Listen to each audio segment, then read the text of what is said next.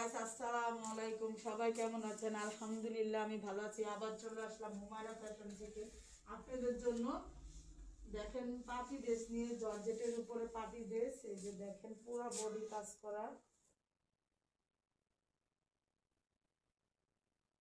এই যে পুরো বডি কাজ করা। এটা দেখেন পিছনও কাজ করা আছে, পিছনটাও কাজ করা আছে নিচে।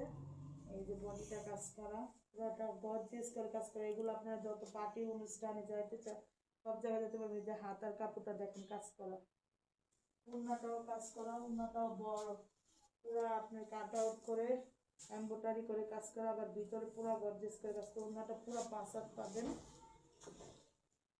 উন্নাটা পুরো পাঁচাত।